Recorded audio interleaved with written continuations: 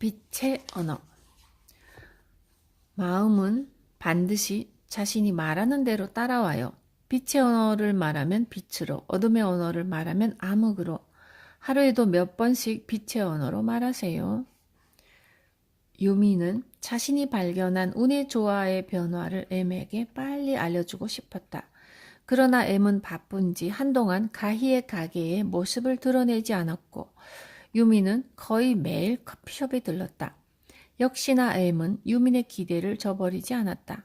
커피숍에서 고대하던 M의 모습을 본 순간 유민은 뛸 듯이 기뻤고 M에게 그동안 있었던 일을 이야기하면서 고맙다는 말을 전했다. 그러자 M은 나한테 고마워할 건 없어요. 유민 씨의 수호신한테 고마워해야죠. 수호신이요? 네. 유민 씨의 수호신이 내게 이야기를 들려주라고 했으니 유민 씨의 수호신이 나보다 훨씬 훌륭한 일을 해낸 거예요. M은 역시 M다웠다. 아리송한 말로 관심을 끈 뒤에 꼭 알 듯 모를 듯한 미소를 지었다. 운이 좋다는 말이 어느 정도 훈련이 된 것 같으니까 오늘은 한 단계 위의 방법을 알려줄게요. 유미는 M의 입에서 나오는 말을 놓치지 않으려고 귀를 쫑긋 세웠다. 재수없어, 용서 못해, 짜증, 불평, 불만이 섞인 소리는 사람이 기를 빼앗아요. 다시 말해서 어둠의 언어예요. 어둠의 언어요? 네, 우리를 병들게 하는 말이죠. M은 들어보면 안다는 듯이 재빠르게 말을 이었다. 반대로 운이 좋아, 행복해, 감사해요, 고마워요, 잘 됐어요, 용서해요는 빛의 언어예요. 빛의 언어가 우세해야 사람이 행복해지죠. 하루에도 몇 번씩 어둠의 언어는 우리의 입을 유혹해요. 하지만 빛의 언어를 사용하게 되면 어둠은 자연스럽게 물러나죠. 빛의 언어. 유미는 입으로 그 말을 되뇌어 보았다. 단순한 명사와 명사의 결합이지만 입으로 굴릴 때 포근한 느낌이 들어서 좋았다. 가령 재수라는 말은 재물의 운수와 좋은 일이 생길 운수를 뜻해요. 재수가 좋다, 즉 운이 좋다는 말은 재물과 운수가 함께 들어온다는 뜻이죠. 우리나라에 굿이라는 재수굿이 가장 흥겨운데 재수굿은 집안에 재물이 풍성하기를 기원하는 굿이에요. 무당도 싱글벙글 웃으면서 굿을 하죠. 굿을 하면서 무당이 웃는 경우는 재수굿뿐이에요. 그런데 재수 없다는 말을 입에 담고 다니면 재물과 운수가 동시에 빠져나가요. M은 잠시 말을 멈추고 커피 맛이 좋다며 곁에 앉아있던 가희에게 좋은 커피를 줘서 고맙다고 말했다. 가희도 기분이 좋게 싱긋 웃어 보였고 전에도 말했지만 마음에 없어도 입으로 줄곧 말하는 게 중요해요. 마음은 반드시 자신이 말하는 대로 따라와요. 빛의 언어를 말하면 빛으로, 어둠의 언어를 말하면 암흑으로. 하루에도 몇 번씩 빛의 언어로 말하세요. 그러면 운이 좋아져요.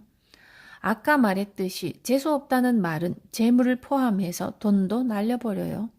그러니까 항상 재수 좋아 혹은 운이 좋다라고 말해야 해요. M이 말을 끝내고 허탕하게 웃어젖혔다. 말만으로 행복과 재물, 즉 성공이 찾아온다는 게 아직도 믿기지 않아요. 유미는 그동안 생긴 일을 감안한다면 솔직히 믿고 싶었지만 한편으로는 성공이 너무 쉽고 간단해 보여서 여전히 의구심이 들었다. 사람들은 누구나 훌륭하게 태어나요. 즉 성공하도록 태어나죠. 그 사실을 본인만 모르고 있을 뿐이에요. M의 말은 오리무중이었다. 일단 내 말을 믿고 따라해봐요. 미천 안 드는 공짜니까 비즈니스로 감각으로 말하자면 최소한 본전은 건질 거 아니에요? 고개를 갸우뚱거리는 유민에게 M이 살포시 웃으며 환한 미소를 지었다. 그의 미소는 범빛처럼 따스했고 어느새 유민도 M을 마주보며 환하게 웃음 지었다. 그 후 유민의 하루는 나름의 색다른 재미가 있었다. 유민은 아무도 보지 않는 공간에서 혹은 마음속으로 빛의 언어를 되뇌이곤 했다. 자기도 모르게 어둠의 언어를 써왔던 지난 시간에 비해 마음의 밝기가 달라지는 걸 느낄 수 있었다. 다시 말해 마음의 조명이 달라졌던 것이다. 주위 사람들도 유민에게 말을 건네는 횟수가 전보다 많아졌고 말투도 더 부드러워지고 빛의 언어를 썼을 뿐인데 서서히 주위까지 밝아지는 듯 했다. 행복하다고 말하면 신기하게도 행복한 일이 꼭 생긴다. 행복한 일이 생긴 뒤에 행복하다고 말하면 이미 때는 늦다. 행복하다고 지금 이 자리에서 말하는 순간 좋은 일이 정말로 하나둘 늘어난다. 지금 행복하다고 말한 순간 바로 당신은 행복을 누릴 수 있다. 행복해, 행복해, 행복해. 빛의 언어로 말하는 사람이 바로 인생의 승리자이다. 웃음은 노력. 잘 웃지 않는 사람은 게으른 사람이에요. 웃음을 게을리 하면 행복도 멀어지고 성공도 더디게 오죠. 그냥 한번 웃어보세요. 유민의 아버지는 그녀가 3살 때 돌아가셨다. 그래서 유민은 아버지의 얼굴을 전혀 모른다. 어머니는 2살 위인 오빠와 유민을 위해 갖은 고생을 했지만 생활은 항상 궁핍했다. 그래서 유민은 고등학교를 마치자마자 빨리 돈을 벌어야겠다는 일념으로 무역학과가 있는 2년제 대학에 입학했고 대학을 마치고 곧장 취직한 후로 성실하고 부지런히 일했다고 자부했지만 돈은 생각처럼 쉽게 모이지 않았다. 일정하게 들어가야 하는 생활비는 손에 쥐어보지도 못하고 빠져나갔고 쥐꼬리만한 월급으로는 빚을 지지 않는 것만으로 만족해야 했다. 어느새 직장생활 5년차 스스로 벌어 시집가겠다는 당찬 포부는 슬그머니 포장지에 싸서 다락방에 던져두고 말았다. 벌써 직장을 옮긴 것만 4번째. 유민에게 사회는 결코 녹록지 않았다. 유민은 M을 만나기 전에는 자신의 삶이 어디서 어떻게 잘못된 건지 알 수 없었다. 무기력하고 짜증나고 화나며 하루하루 지겹기만 하던 일상의 반복. 그러나 M을 만나고 나서야 깨달았다. 그동안 유민은 쳇바퀴 돌듯 하루하루를 버티고만 있었고 무엇 하나 변화시키려는 노력을 기울이지 않았지만 지금은 자신의 인생을 이렇게 방치해서는 안 된다는 걸 알게 되었다. 이래서는 안 되었다. 이렇게 끝나서는 절대 안 된다. 유미는 빛의 언어를 주문처럼 외웠다. 유미는 성공하고 싶었고 행복해지고 싶었다. 최소한 어제의 나보다는 오늘의 내가 조금은 더 행복했으면 했다. 그렇지 않으면 오늘의 나가 불쌍하지 않겠는가? 관광이라는 말은 빛을 보러 간다는 의미죠. M은 열흘 만에 만난 유민에게 그렇게 서두를 꺼냈다. 언제나 그렇듯이 옆자리에는 가희가 앉아서 M의 말을 경청하고 있다. 사람들은 늘 빛을 보고 싶어 하죠. 그래서 사람들은 빛이 있는 곳, 빛이 있는 사람 주위로 모이는 경향이 있어요. 늘 밝고 긍정적인 사람 곁에는 항상 사람들이 넘쳐나요. 긍정적인 사람은 주위 사람들에게 빛을 나눠주기 때문이에요. 혹시 정서적인 에너지를 뜻하는 건가요?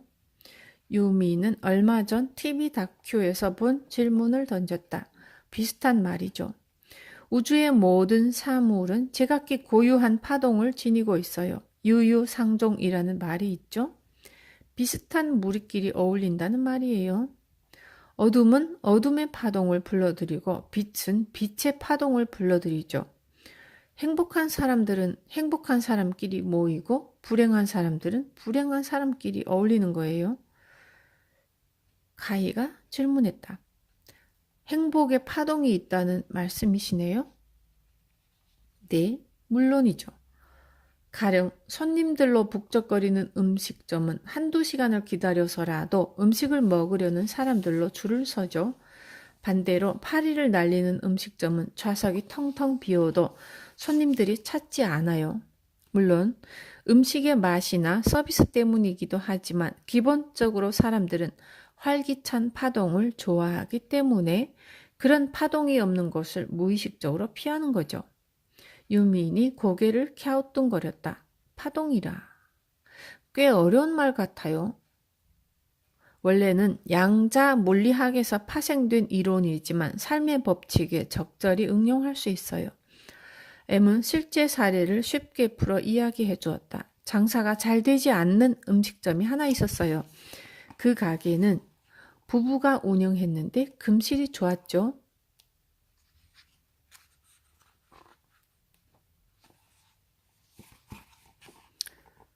주인 아저씨는 사랑하는 아내를 위해 배달용 자전거를 타고 분주히 전단지를 돌리고 가게 홍보를 하러 다녔어요. 사람들은 배달용 자전거가 쉬지 않고 가게 앞을 이리저리 왔다 갔다 하니 장사가 잘 되나 보다 하고 멋대로 생각했죠. 그러면서 손님이 하나 둘씩 늘어났고요. 그 손님들을 보고 또 다른 손님들이 오고 결국 가게는 손님들로 발 디딜 틈도 없어졌어요. 행복한 파동이 손님을 끈 거네요. 그런데 행복의 파동은 노력으로 만들 수 있는 건가요?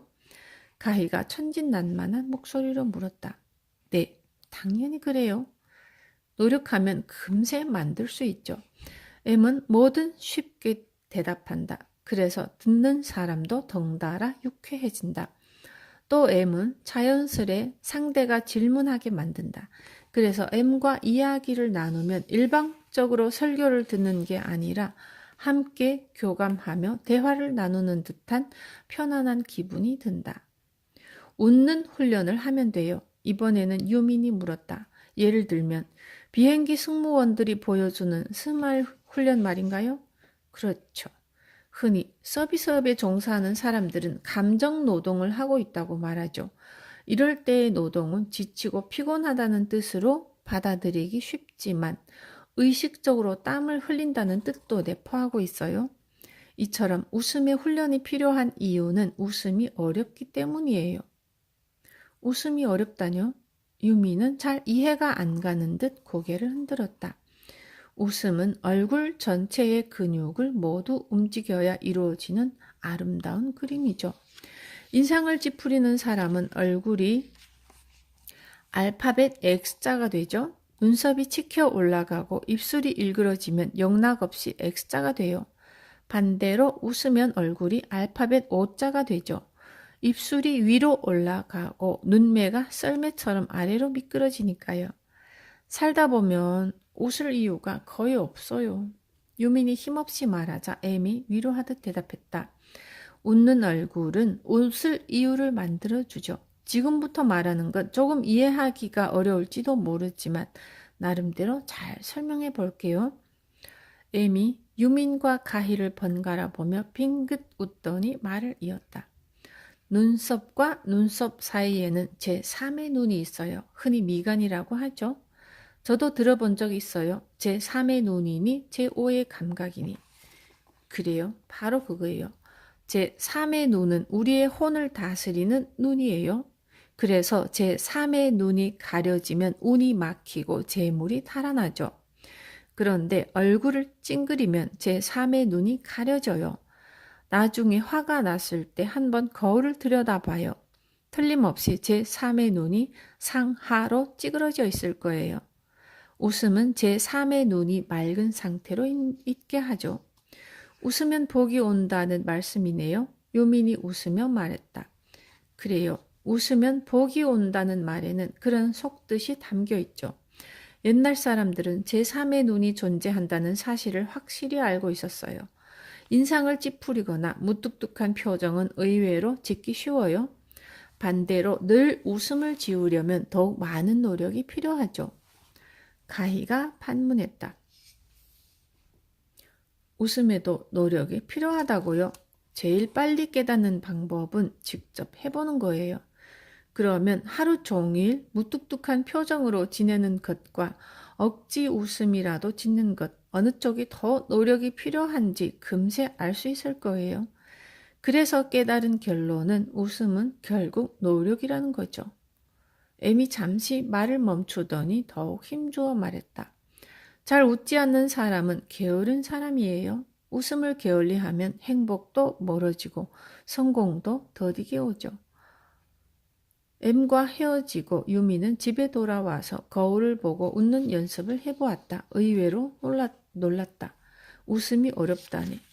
왜 학교에서는 인생에 꼭 필요한 웃는 기술을 가르쳐주지 않는 걸까? 책을 뒤져보니 억지로라도 웃으면 뇌가 진짜 웃음으로 받아들여 몸에 좋은 호르몬을 분비한다고 한다. 뇌의 메커니즘을 알면 알수록 뇌가 얼마나 순진한지 깨닫게 된다. 지금까지 뇌가 지배한다고 여겼던 몸이 실제로는 뇌를 지배하는 경우가 많다는 걸 새삼 알았다. 가령 뇌가 죽어도 우리 몸의 장기는 살아 움직인다. 놀랍게도 장기는 뇌의 명령이 없이도 스스로 생존한다. 그러니 가짜 웃음을 뇌가 진짜 웃음으로 받아들여도 이상할 게 하나도 없다. 사실 유민이 근무하는 직장은 동료들끼리 웃을 일이 거의 없다. 업무차 들르는 관계자들도 바빠서 그런지 일 이야기 외에는 웃음을 교환할 만한 게 없었다. 그렇다면 유민의 웃음이 혹여 회사의 열악한 분위기에도 도움이 되지 않았을까? 허허, 웃음의 파동이 또 다른 웃음을 불러일으켜 직장에 다소나마 활력을 불러일으킨다면 M은 말했다. 돈도 안 들고 효과적이라면 즉시 실행할 것. 그러니 유민이 웃음 짓기를 실천에 옮겨본다고 해서 크게 손해볼 것은 없었다. 하루 근무 시간은 아침 9시부터 오후 6시까지, 점심시간 1시간을 제외하면 8시간은 웃어야 한다는 결론이 나왔다. 처음에는 개그맨처럼 얼굴에 스카치 테이프를 붙여볼까 하는 우스운 생각까지 했지만 다른 사람에게 웃음을 주는 게 아니라 우스운 사람으로 취급받을까봐 관뒀다. 두 번째 방법으로 흔히 말하는 긍정적인 사고방식을 갖자고 결심했지만 혼자 조용히 있어도 긍정적인 사고방식을 8시간씩 지속하기가 어려운데 하물며 격리부장처럼 어려운 사람과 함께일 때는 불가능. 고민 끝에 유민이 내린 결론은 이랬다. 그냥 늘 웃자. 화장실 가서도 웃고 밥 먹을 때도 웃고 힘들 때도 웃자. 다만 상사에게 꾸지람을 듣거나 장례식장에서는 웃지 말자. 그건 상식이니까.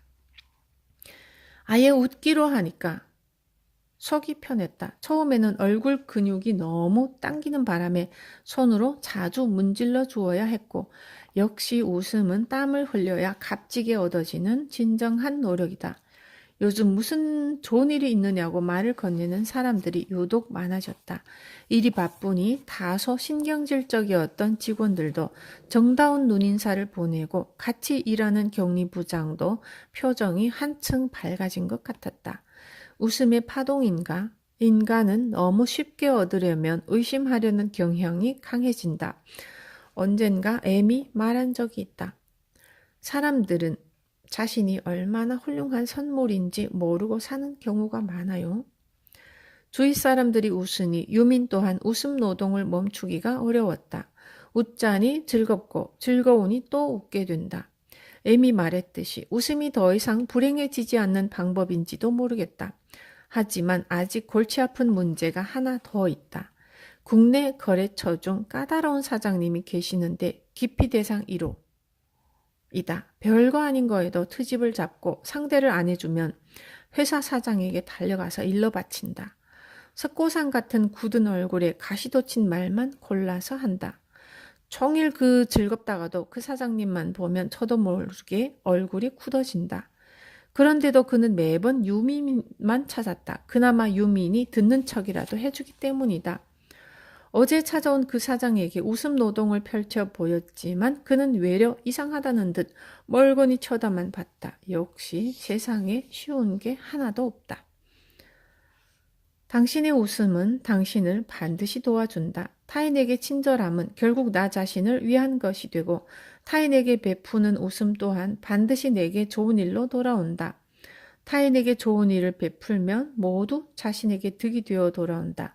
왜? 라고 묻기 전에 웃으면서 하루를 보내라.